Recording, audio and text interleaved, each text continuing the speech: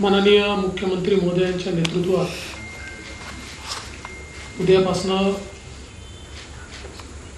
अधिवेशनाला सरकार सामोरं जात आहे। आज विरोधी पक्षाने प्रथेप्रमाणे चहा पानावर बहिष्कार टाकत जे पत्र दिलेलं आहे, खरं म्हणजे खोटं बोल पण रेटून बोल,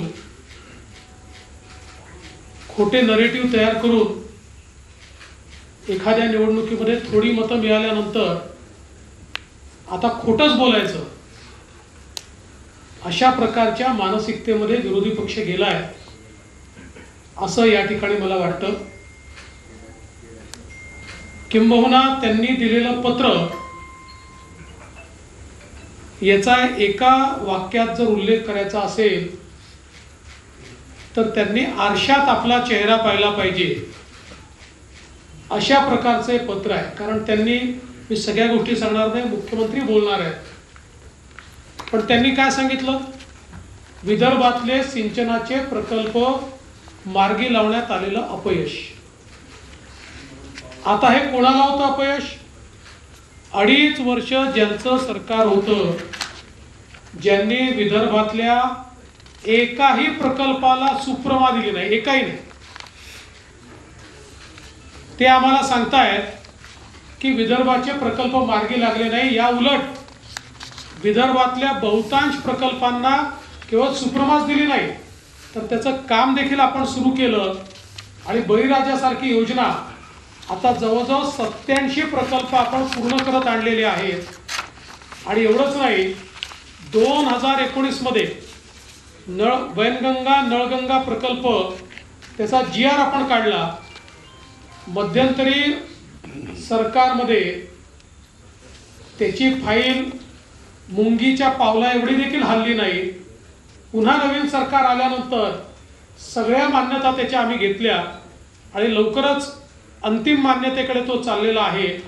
आणि हे मात्र पत्रामध्ये आम्हाला प्रश्न विचारतायत, त्यामुळे दोन्ही विरोधी पक्ष नेते आणि त्या पत्रावर उद्धवजींची पण सही आहे, नाना पटोलेंची पण सही आहे, त्यांनी स्वतःला प्रश्न विचारला पाहिजे की त्यांच्या काळात विदर्भातल्या एकाही प्रकल्पाला का मान्यता मिळाली नाही, वैनगंगा नळगंगा प्रकल्पाला का मान्यता मिळाली नाही।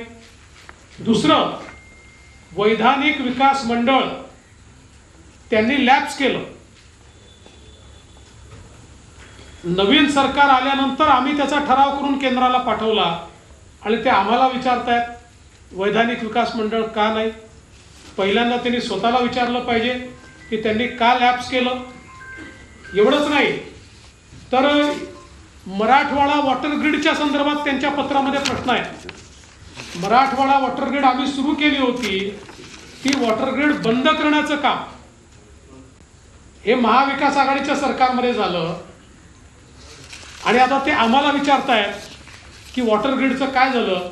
आम्ही तर वॉटर ग्रीडचा प्रस्ताव केंद्र सरकारकडे दाखल केला आहे आणि त्यांना विनंती केली आहे की हर घर जल योजनेमध्ये हा वॉटर ग्रीडचा प्रस्ताव समावेश करा आणि त्याचा पाठपुरावा देखील आमचा चाललेला आहे। आपण जर बघितलं तर पेपर फुटीच्या संदर्भात ते बोलतायत, सर्वात जास्त पेपर फूट उद्धव ठाकरेजी मुख्यमंत्री असताना झाली आहे। जवळजवळ सगळ्याच परीक्षांमध्ये TET म्हणजे परीक्षांची नावं घ्या आणि कशा प्रकारची झाली हे आपण सगळ्यांनी बघितलेलं आहे आणि ते आम्हाला प्रश्न विचारतायत। पण निश्चितपणे त्या संदर्भात आम्ही इतक्या मोठ्या प्रमाणात परीक्षा घेतल्या, त्याचा सगळा रिपोर्ट कार्ड या अधिवेशनामध्ये निश्चितपणे आम्ही त्या ठिकाणी मांडणार आहोत।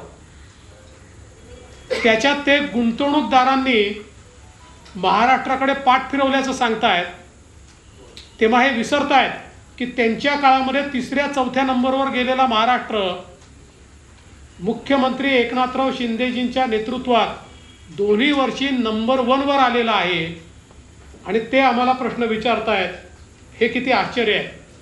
आणि सगळ्यात महत्त्वाचं तर वित्तीय केंद्र गुजरातला गेलं, खरं गेलं, कधी गेलं, 2012 साली गेलं. मुख्यमंत्री कोण होते? काँग्रेसचे. प्रधानमंत्री कोण होते? काँग्रेसचे. आणि ते आज विचारतात की वित्तीय केंद्र हे गुजरातमध्ये कसं गेलं.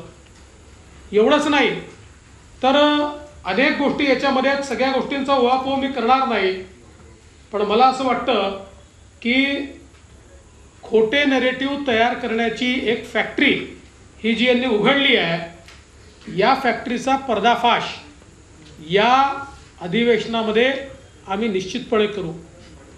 विशेषतः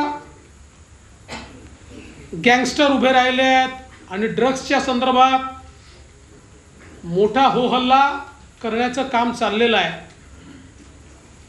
त्यावेळी हे विसरतात 100 कोटी रुपयाच्या संदर्भात आम्ही नाही, माननीय उच्च न्यायालयाने यांच्या गृहमंत्र्यांच्या विरुद्ध FIR करून त्यांना अरेस्ट केली.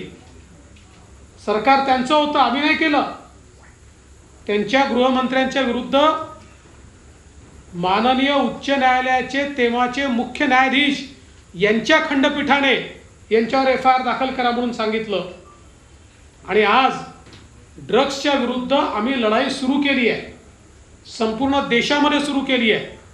आणि त्यामुळे हे जे काही साठे आज सापडत आहेत, मोठ्या प्रमाणात जी कारवाई होते आहे ती कारवाई आपल्याला पाहायला मिळते. ही कारवाई अशी सुरू राहणार आहे. आणि एवढंच नाही तर ज्या वेळी म्हणजे पुण्यातली घटना घडलेली दुर्दैवी होती पोर्शेची, पण त्यामध्येही कोणालाही स्पेअर न करता राज्य सरकारने अतिशय कडक भूमिका ठेवली आहे. त्यामुळे निश्चितपणे कायदा सुव्यवस्था असो किंवा zero tolerance policy towards drugs असो, हे सरकार या ठिकाणी करतच राहणार आहे.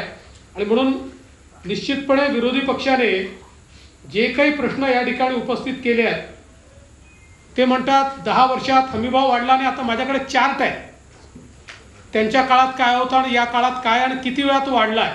पण आता मी आपला वेळ घेत नाही, कारण हे उत्तर आम्ही आता त्यांना विधानसभेमध्ये निश्चितपणे त्या ठिकाणी देऊ. खरं म्हणजे अनेक विषय हे विरोधी पक्षांनी या ठिकाणी मांडण्याचा प्रयत्न केला आहे.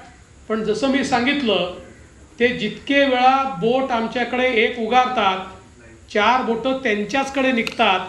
कारण त्यांची अकर्मण्यता, त्यांचा भ्रष्टाचार. म्हणजे आता या पत्रामध्ये ते 40% सरकार म्हणतायत. बॉडी बॅगचा घोटाळा कोणी केला? माझा सवाल आहे. अरे प्रेताच्या टाळूवरचं लोणी खाणं कशाला म्हणतात? ते कोविडचे घोटाळे, खिचडीचे घोटाळे, हे सरकार विसरलेलं, हे विरोधी पक्ष विसरलेला दिसतोय. सगळं काढणार आम्ही, सगळी उत्तरं देणार. आमची चर्चेची तयारी आहे. विरोधी पक्षांनी चर्चा करावी. विरोधी पक्ष केवळ या ठिकाणी हंगामा करायचा आणि मीडियात जाऊन बोलायचं. मीडियामध्ये बोलण्यापेक्षा त्यांनी सभागृहात बोलावं, आम्ही त्याला उत्तरं देऊ. आम्ही शेतकऱ्यांकरता काय केलं, त्यांनी काय केलं, याची उत्तरं आम्ही देऊ. पुढे काय करणार आहोत याची उत्तरं आम्ही देऊ. त्यामुळे मला असं वाटतं की सत्ता पक्ष पूर्ण तयारीमध्ये आहे आणि सगळ्या प्रश्नांची उत्तरं या ठिकाणी आम्ही निश्चितपणे देऊ. मला विश्वास आहे की आमच्या मुख्यमंत्र्यांच्या नेतृत्वामध्ये एक अतिशय चांगला अर्थसंकल्प आमचे अर्थमंत्री आणि उपमुख्यमंत्री मांडतील आणि महाराष्ट्राला पुन्हा एकदा विकासाकडे, प्रगतीकडे नेण्याचा जो प्रयत्न आम्ही सुरू केला आहे, त्या प्रयत्नाला बळ देणारं हे अधिवेशन ठरेल, हा विश्वास मला आहे.